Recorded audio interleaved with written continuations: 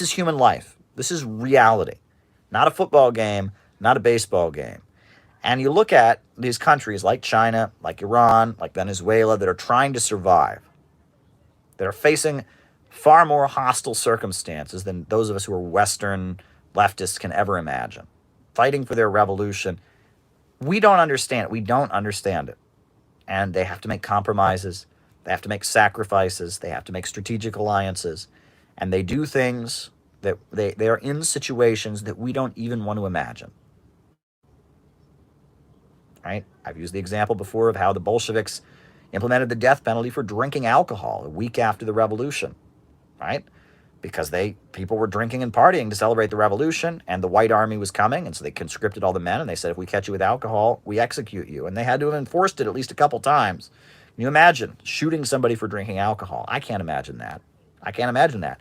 But it's a kill or be killed situation. These people are fighting for their lives. The level of economic development is so low. People are in such dire poverty.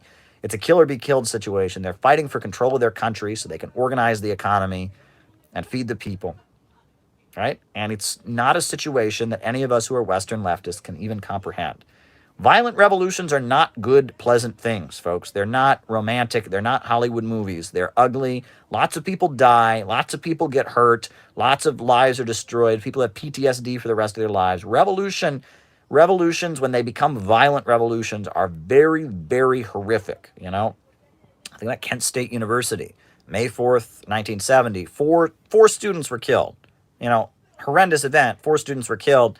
And people, I used to, when I was in Ohio, I would go to the commemorations they would have every year.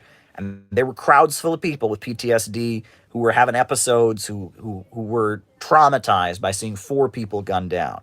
Well, in Iran, during the Iranian Revolution, they saw thousands of people gunned down. People used to go to the protests in burial garb. People would go to the protests against the Shah in the clothes they wanted to be buried in to save their families money and the trouble. They would go in a burial shroud, understanding that they would be killed. Right? I mean, that's what people were facing. We don't understand this. And for us to judge it and to just be like, oh, they're not pure and they're revolutionary. I read a book and I understand it. It's arrogance. We don't understand this stuff, okay? We can recognize that capitalism is their enemy. We can recognize that these countries are fighting for their lives, but we don't understand it, right? We just have to recognize that imperialism is the enemy. These folks are resisting imperialism, and they're trying their hardest under horrific circumstances to raise themselves up out of poverty. That's what's going on there, and we need to just kind of understand that. And it's not going to be ideologically pure, and it's not going to be, you know, the human rights paradise we would all like to see, because that's not the world we live in. That's not the world these folks live in.